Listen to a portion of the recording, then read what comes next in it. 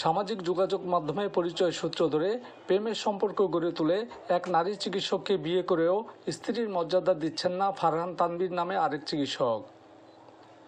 অভিযুক্ত চিকিৎসকের বাসার সামনে স্ত্রীর মর্যাদার দাবিতে প্লাকার্ড হাতে দাঁড়িয়েও নারী চিকিৎসক পাননি কোনো সুরাহা।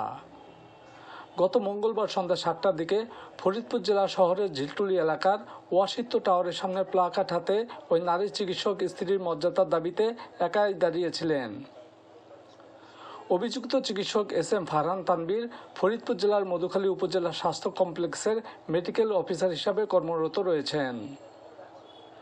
নারী চিকিৎসক জানান, ফারহান তানভীরের সাথে 2024 সালের সেপ্টেম্বরের মাঝামাঝিতে ফেসবুকে পরিচয় হয় তাদের, আর সেই সূত্র ধরে তাদের মধ্যে প্রেমের সম্পর্ক গড়ে ওঠে। পরে বিয়ের আশ্বাস দেওয়া হলে ঘটনাটি গড়ায় শারীরিক সম্পর্কে।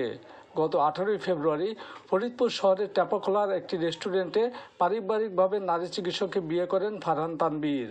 পরবর্তীতে ওই নারী চিকিৎসককে স্ত্রী হিসাবে মেনে নিতে অনীহা প্রকাশ করেন ফারহান তানভীর, আর নানাভাবে হেনস্থা করা হয় ওই নারী চিকিৎসককে। কোনো উপায়ন্তর না পেয়ে স্ত্রীর মর্যাদা পেতে প্লাকার্ড হাতে রাস্তায় নামেন তিনি। এই বিষয়টি নিয়ে একাধিকবার অভিযুক্ত ফারহান তানভীরের সাথে মোবাইলে যোগাযোগ করার চেষ্টা করা হলেও ফোনটি বন্ধ থাকায় তার মন্তব্য জানা যায়নি। সে আমাকে বলে যে তুমি ফরিদপুর থেকে চলে যাও, আমি অ্যাজ আর্লি অ্যাজ পসিবল আজকেই আমার ফ্যামিলির সাথে কথা বলবো। তো তাদের আশ্বস্ত হয়ে আমি যখন তাদের এখান থেকে মধুখালী থেকে চলে যাই, তখন সেই রাতেই সে তার খালামণিকে জানায়। তো খালামণিকে জানানোর পরে সে আমাকে এটা বলে যে আমি যেহেতু এখন ফ্যামিলিতে ইনভলভ করছি, তুমি আমাকে বিয়ের ব্যাপারে কোনো রকম প্রেশারাইজ ক্রিয়েট করতে পারবা না, আমার সাথে জোর গলায় কোনো কথা বলবা না, আমি যা বলবো সেটাই শুনবা, যেহেতু আমি ভালোর জন্য করতেছি। তো এইটা বলে তারপরে সে 3-4 দিন আবার আমার সাথে কমিউনিকেশন করে না, ফোন টোন সব কিছু অফ করে রেখে দেয়। পরবর্তীতে আমি আবারও ফরিদপুরে আসি।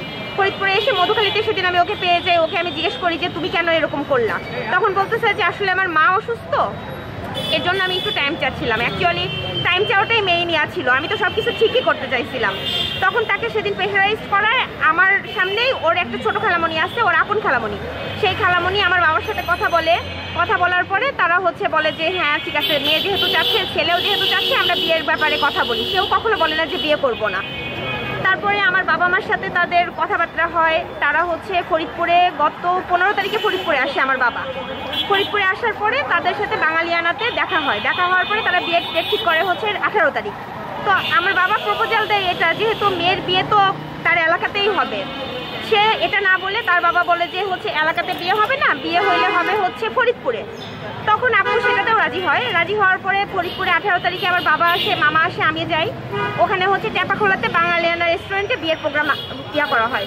তো 5:30টার সময় সে বিয়েটা আমাদের হয়। বিয়ের আগে অনেক ঝামেলা হয়েছে। সে কাবিন নামার টাকা 3.5 লাখ টাকা করছে, প্লাস 2.5 লাখ টাকা সেখানে উসুল দেখাইছে। বাট আমাকে সে কখনো একটা টাকাও দেয় নাই, বা একটা নাকুল পর্যন্ত সে আমাকে বিয়ের দিন দেয়নি। তখন বাবাকে বলছে যে আমাদের ঈদের পরে রিসেপশন হবে, তখন সে এগুলো পে করবে, কিন্তু আগে থেকে লেখা থাকলো। তো বিয়ে পড়ানোর শেষে তার তো আসল রূপ যেটা সেটা উন্মোচিত হয়।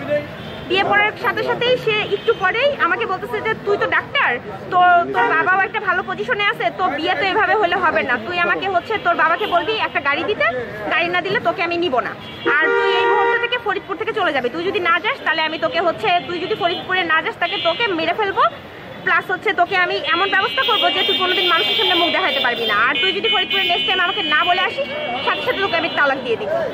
তো আমাদের 12টা-1টা পর্যন্ত ওইভাবে বিভিন্নভাবে টর্চার করে আমার বাবা এবং আমাদেরকে অপমানিত করে তারা ওখান থেকে তাড়িয়ে দেয়। তাড়িয়ে দেওয়ার পরে আমরা পরের দিন আমি ফরিদপুরেই স্টে করি, অন্য একটা স্টে করে আমার বাবা চলে যায়। তো 20 তারিখ থেকে সে আমার সাথে টোটালি কমিউনিকেশন অফ করে দেয়। কমিউনিকেশন যখন অফ করলো, 21 তারিখে আমি দুপুরবেলা ওদের বাসায় যাই। বাসায় যেয়ে আমি ডিরেক্ট যেয়ে নক করি। নক করার পরে ওর মা ফার্স্টে আমাকে দেখে আমাকে ধাক্কা দিয়ে বের করে দেয়। এখান থেকে আমি ঢুকছি, ওর বাসাটা এখানে অসত্য টাওয়ারের 4 তলাতে ওরা থাকে 5 দিতে।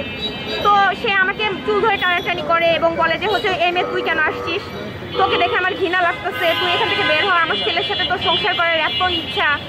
ফারহানও আমাকে ধাক্কাধাক্কি করে, ফারহানের মাও এরকম, ওর ফ্যামিলি সহ আমাকে যখন ওই রকম মারামারি করার অবস্থা হয়, তখন আমি 999-এ কল দিছি। 999-এ কল দেওয়ার পরে পুলিশ এসে আমাকে উদ্ধার করে নিয়ে যায়।